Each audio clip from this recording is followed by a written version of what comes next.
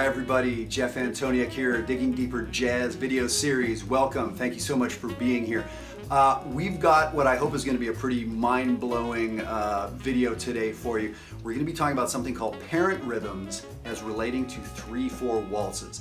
To play a 3/4 waltz and sound really compelling, especially on your own, unaccompanied, is really hard. This is for all instruments, drummers, comping, piano players, any horns, whatever, vocalists. Because we're not going to be talking exactly so much about notes and harmony. We're going to be talking about what is underlying a 3/4 waltz and what we should be thinking and feeling. Okay? So this is actually related to the last video that we did, parent rhythms on calypsos. And calypso is actually sort of an easy, interesting place to start. So today I want to jump into how to make our jazz waltzes not sound like the world's heaviest, clunkiest Viennese waltz. And that's not a bad thing, a Viennese waltz, but it is a bad thing when we're trying to play some jazz, right? Okay, well these videos as always are sponsored by Gonzalez Reeds. I love them, I played them forever, and I'd like to thank them very much for the sponsorship. So now this idea of parent rhythms, please go back and watch the previous video. I dig into it a little bit more, but the idea is each style, not just of jazz, each style of music has an underlying rhythm that we all need to know what it is. And I'm talking about even a sax player just playing the melody. Like, what do I need to know? If I play the notes on the page, I'm okay. Not true. That's not how it works. You don't just get to have the drummer and the bass player create a good feel and then slap your stuff over top. That's not good. That's not good. The adult musicians that I work with in Jazz Band Masterclass and at our summer camp at Maryland Summer Jazz, this is the kind of stuff we dig into. We're trying to, at whatever level of achievement we're at, we're trying to still get a deeper understanding of the music. You may not have the fastest fingers, you may not know anything about a half diminished chord, but you can learn something about groove, right? Or you could be one of my grad students and have all that stuff and more, but you still need to work on this, right? So I use the example of a Viennese waltz. What is the parent rhythm of a Viennese waltz? What needs to be there for it to sound like a Strauss waltz, classical music, right? So I would say it's this boom, tick, tick, boom, tick, tick, boom, tick, tick. There's a heavy downbeat and then a 2 and a 3 that answers it, right? And if you do that just right, it immediately is going to bring to mind some of those great Strauss style waltzes, right? Well, check it out. So most jazz groups below, even semi-pro and below, that's what you're going to hear the drummer doing, this heavy clunk, tick, tick, clunk, tick. It's terrible. It is not swinging. That is the wrong parent rhythm. If you're in Vienna and you got a waltz gig, all day long do that, but that's not what we're talking about here. So what do you think the parent rhythm for a jazz waltz is? If it's not that heavy 1 all the time, maybe that's part of it. And then this 2 and 3 answering. So essentially when I'm going clunk, ding, ding, clunk, ding, ding, I'm hitting all 3. 1, 2, 3, 1, 2, 3. And I'm saying that doesn't feel very good. So what is the parent rhythm of a jazz waltz? What do you think? What do you think? So I was sort of surprised, and this was, after I had my master's degree and everything. No one ever told me this stuff. I went to a great school, North Texas, learned a lot. 8 years of college, actually. Started in Canada, went to North Texas. But in all that time, nobody talked to me about this kind of stuff. There was lots of specifics way further than this. There was lots of talk about everything but this, but it's such a valuable concept. So here's what I'm going to tell you. The parent rhythm of a jazz waltz is 2 dotted quarter notes. So it's 1 and the and a 2. So if I'm counting 1, 2, 3, 1, 2, 3, 1, 2, 3, 1, 2, 3, 1, 2, and a 1, 2, and a 1, 2, and. It's a hemiola. 2 against 3. 2 dotted quarters. 1 and the and a 2. That's the feel. That gets some of the syncopation. So we have this downbeat that was there in the Strauss waltz, but instead of clunk clunk on beat 2 and 3, where everything's heavy and downbeats, they're called downbeats, right?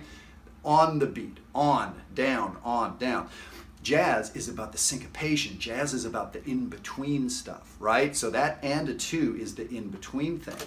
So if I play something like Someday My Prince Will Come, unaccompanied, no metronome, no band, no drummer to make me try to sound good. Listen to how I phrase the melody. 1, 2, 3, 1, 2.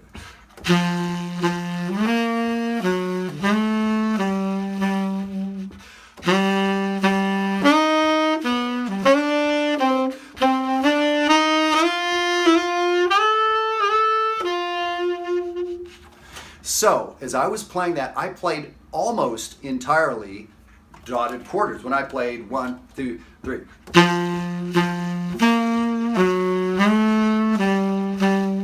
Now that doesn't fit with the lyrics, someday, my, right? And I was really forcing it. I was being very pedantic, if that's the right word, making you hear it. But that sure sounded like jazz. You wouldn't mistake that for boom, chuck, polka kind of thing, right? That sounded like jazz. I had nobody around me and I was just playing the melody. I don't think I embellished anything, right? It sounded like jazz. Well, guess what? That's the deal. That's what's up with parent rhythms. When you understand the parent rhythm of various styles, it helps you sound legitimate in that style. I'm a Canadian guy of entirely Ukrainian heritage. I don't know nothing about Vienna, and I've never been to Cuba, and I play Brazilian music all the time. I've never been to Brazil. And to those folks' ears, I probably don't sound quite as legitimate as somebody that was born there. That makes sense. I wasn't in the womb listening to Brazilian samba or Viennese waltz, right? There's that little thing that's in there that's hard to get. But when I understand this sort of intellectual key, that gets me from like 20% knowledge to 80 or 85% knowledge. I'm down with that. I'm down with being 85% great in a given style that I wasn't born into, right? So that idea. So what I want you to do is practice 3-4 songs and get very comfortable with playing that feel. If you listen to John Coltrane Quartet, who had all those, sort of hits, if you want to call them that, Green Sleeves and My Favorite Things and some of those Afro Blue, some of those 3-4 songs, you're going to hear tons from Elvin Jones and from Jimmy Garrison and from McCoy Tyner on the piano, comping and playing that dotted quarter note feel. There's a lot to be done there. So practice a melody like that you can sort of interpret. So that's the main thing I want to tell you today. It's that simple, but it really takes some doing. So give it a try on Someday My Prince Will Come. It's a great tune to try.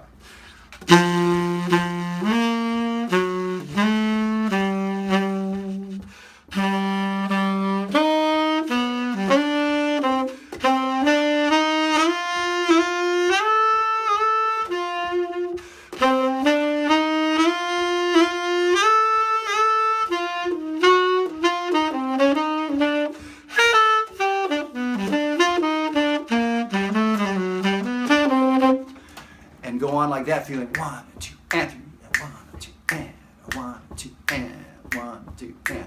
I have a PDF that I want to send you guys, and with a great simple rhythm to get this feel. Yes, we can play dotted quarter notes, but how about, check this out. If you play 4 eighth notes, I'm going to put it up on the screen now. If you play 4 eighth notes,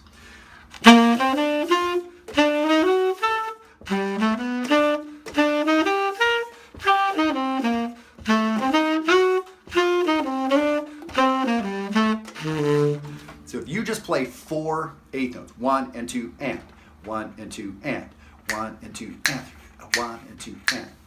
Just playing 4 eighth notes in a quarter rest, that seems duple. 4 eighth notes seems like you're playing 1 and 2, and then the last rest seems like 3. That seems like it wouldn't work, but when you play 4 eighth notes and cut off that last note, 1 and 2 and, 1 and 2 and, 1 and 2 and, 1 and 2 and, right?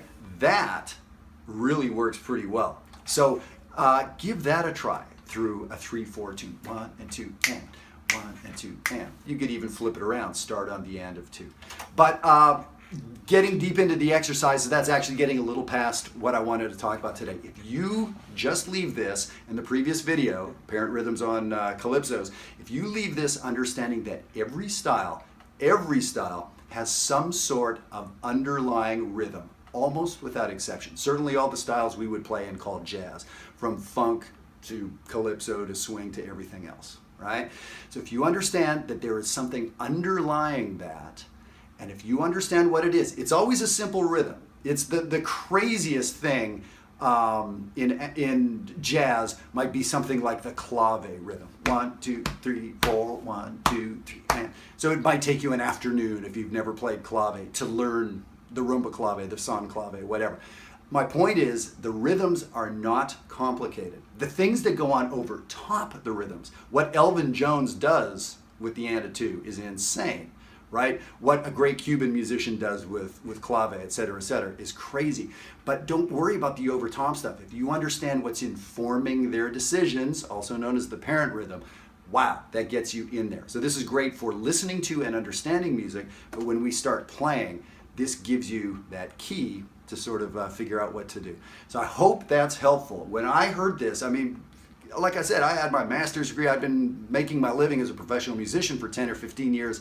I'd sort of figured it out by ear, but it wasn't codified for me like that. So now when I work with my adult amateur bands, jazz band master class, or the summer camp that I do each year, when I tell a band overtly, check it out, I take 5 minutes and explain this idea.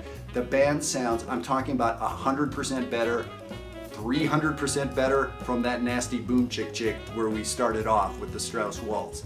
As soon as people know the Antoniuk, it's like the light switch goes on. So that's what I'm hoping happens for you today. Send me an email, diggingdeeperjazz@gmail.com. I'd love to send you the PDF. Thank you for subscribing to these videos. As you know, I'm sponsored by Gonzalez Reeds. I'm also open to being sponsored by Maserati and actually any good coffee company too, because I drink about a pound of coffee a day. I don't know if you can tell. So thank you so much for being here, and we'll see you next time. Take care.